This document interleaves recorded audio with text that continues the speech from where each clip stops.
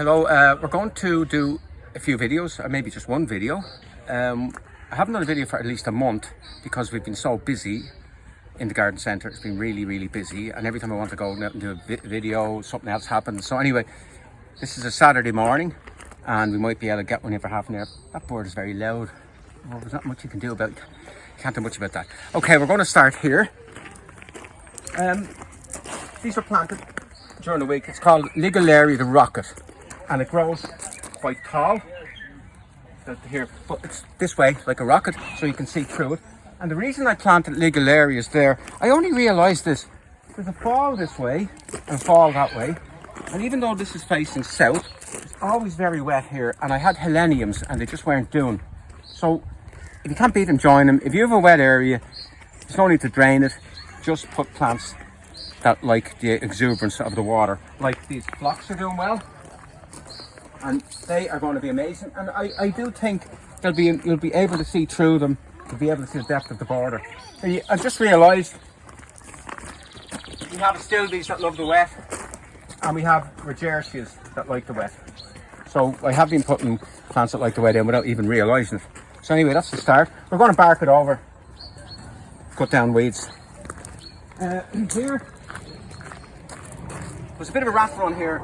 People were going through here and trampling down the plants. I happen to have this rock, stuck the rock in, and it's also very wet here. This Geum, lovely, totally tangerine. Pieces were dying from it. Some of them were dying, which is unusual. So I got this little Filipendula, Japanese Filipendula Perennials Nana, the dwarfish one. Really, very elegant plant. Very easy, very neat, tidy plant. Lovely flowers. Flowers look a bit like an Achillea, but really nice. And that will tolerate those conditions really well. They're going there, and I put a few here. And that's that finished. And that all happened by accident. And we just look here.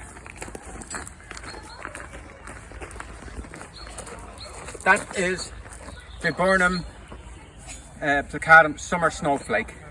And you can see its habit. It's of an upright habit, and it flowers for a very long time. And then we're going to look at another Viburnum over here. And bring this with us because we've more stuff to do.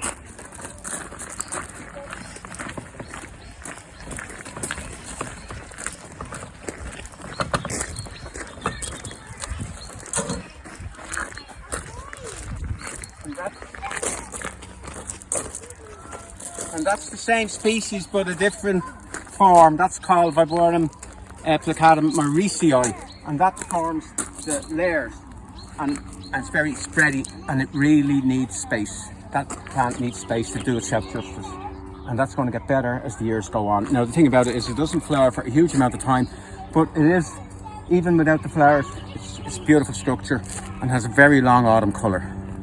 Now we're going to do a little bit of planting.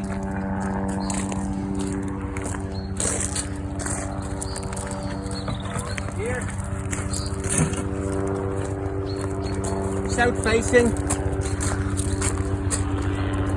but very different than over there because we have the pine trees and they're sucking out all the water. Look at helicopters. Why can't you get a drone like everyone else? You have to have full of helicopters.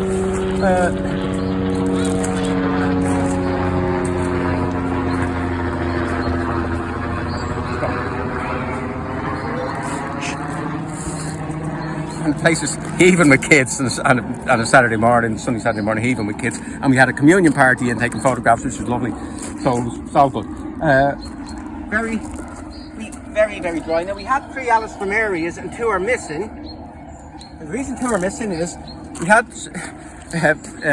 people who watched our videos, and they came across from Liverpool, and hello hi from Liverpool. And it's good to have 2 of the Alstroemerias because we've done the stock, so we've done 2 of them. Now, we're going to take the other one up. I'm going to put in sea holly, big blue. Now, sea holly is the most amazing plant. It's one of these plants that you sort of wonder, did someone actually design that plant? It's so good looking. The flower, everything about it. Actually, nature did it. And the thing, it likes a lot of seaside plants like very dry conditions because it can be very sandy by the sea, and it can be very drying because of the sea winds and stuff.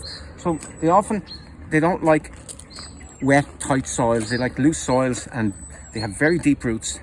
They go down to find the moisture really deep down. Now, I don't think we need the Alstroemeria.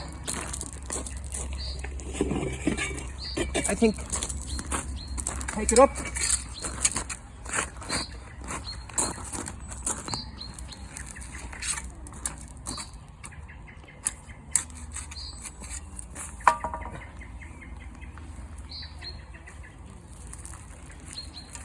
Now we just plant that out, do it no harm.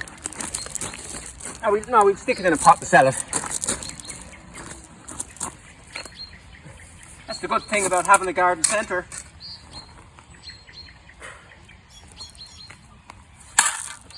One, two, three.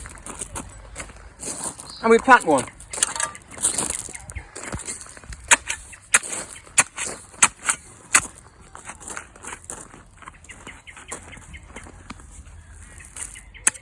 Now you can see how heavy our soil is and dense, but it's the richest soil in Ireland. Super soil. We've had a lot of rain. There's a frog over there. There's a frog in there. You see jumping around? Yeah, but he's trying to get in the video, you know. You must think he's Kermit. So plant one. Actually dry.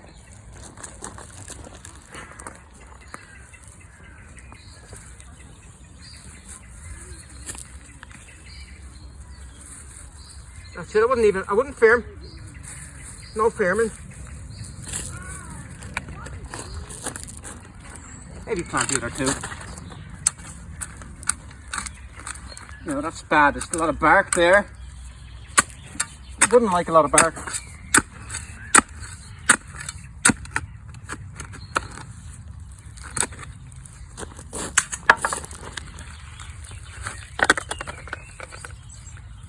Normally, if you had that dry in the soil, you would water it, but with the sea holly, different situation. Always never plant them too deep.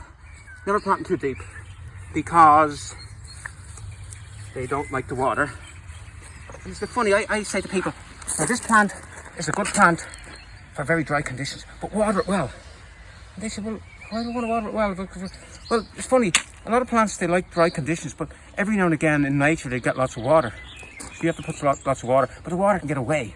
Water's not around their roots all the time because they can't get oxygen to their roots if it's all too much water, and that's what does the damage. And that's why reeds or rushes on poor land, the reason rushes do on poor wet, badly drained land is the rushes have hollow inside and they can get the air into the roots. A lot of plants can't do it.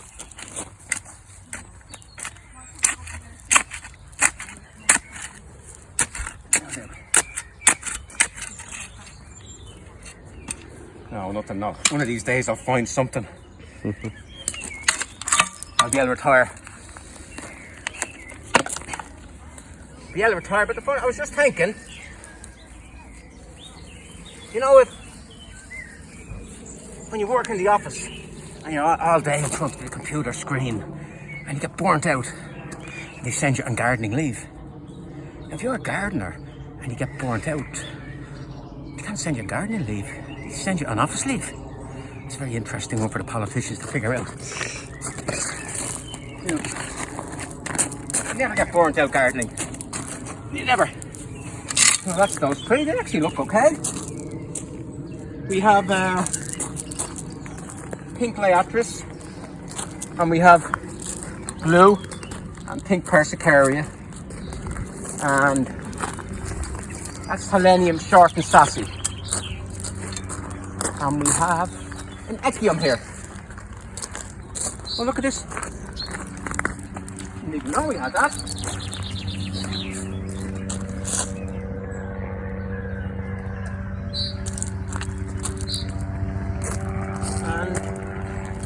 I spied a rabbit 2 days ago. Someone left the gate open, and that's rabbit damage.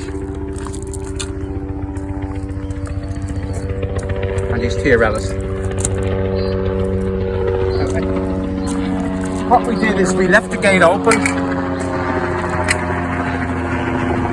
and every evening we go and clap our hands. We all go around and clap our hands, and I think the rabbit has probably gone back out to the wild again, I hope. But that's definitely rabbit damage, and they would destroy this place if they ever got in. If they ever got a proper hole, they would ruin it. They would do a lot of damage. That's why the whole place is rabbit fenced off. But the problem is sometimes some human came in and opened the gate. But we have a lock on it now. But I had a lock on it the last time. I took the lock off it, but used the lock somewhere else. I never put a different lock back, and so that's humans. It was my fault. Yeah, one more bit of planting. Over here.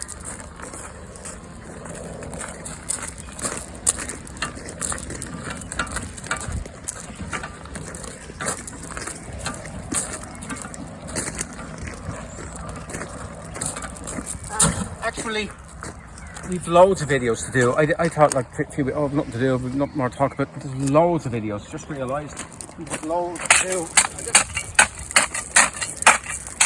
Loads to do. This is to be planted up here. We have Salvia Caradonna. It's a blue flowered salvia.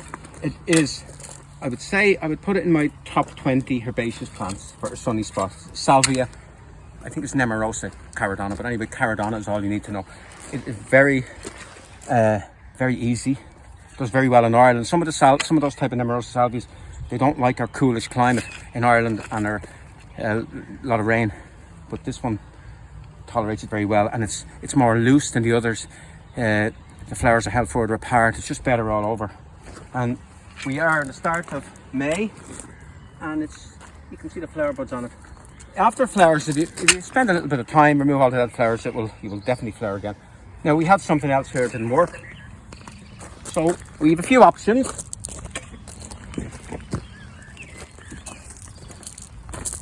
That's yellow, that's blue, and this is yellow. That's sort of pointy, that's flat. That's an Achillea. And the other option was this here, but it's too similar. That's a Helenium, so that's not going to go in. And this is the wild card option, it's that new Senecio. It's called Angel Wings, and it's very popular. And I did think it was a bit of a gimmick, but then I see it in various gardens from time to time looking really well, so it's a good plant. But I think it's a bit harsh for here. There's the Achilleas.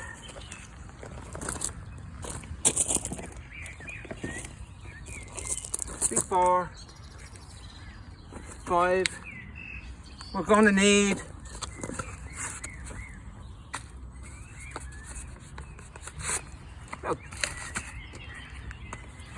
that should do it, about 6, 7 maybe, and it does spread.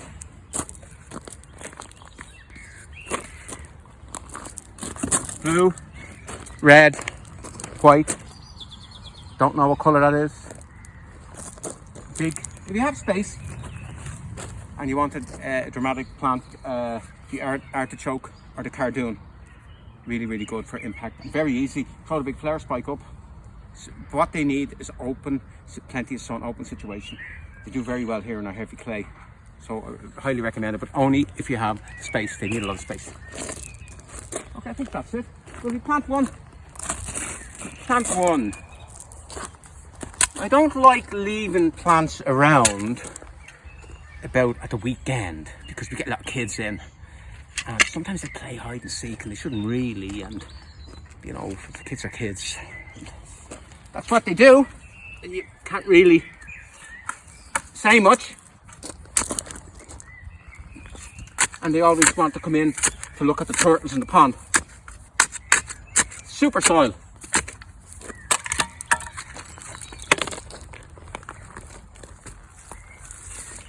There you go.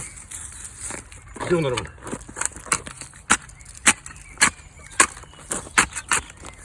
You're speeding up the camera, are you? Well, you do that afterwards, don't you? 2.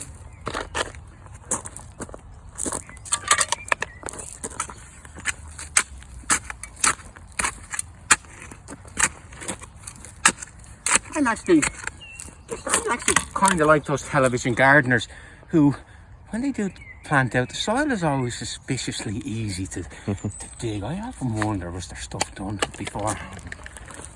We never do that. We go 3. And we have, I think, that's either a pink rose or it's an orange rose. Any spot will work.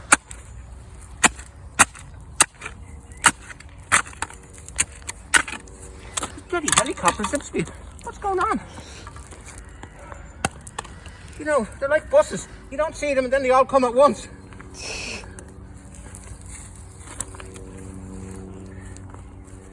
I almost put them in no-fly zone here.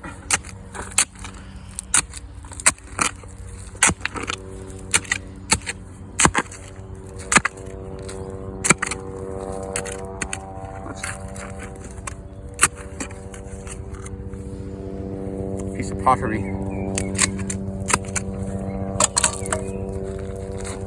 That's that. Just remember, on heavy clay, very little firming. And then very little walking. Walk on your, if you're heavy, tight ground, just little walking as you can. Don't walk as tight as the ground up. That's it. Now I have to go and do a bit of work, earn my living.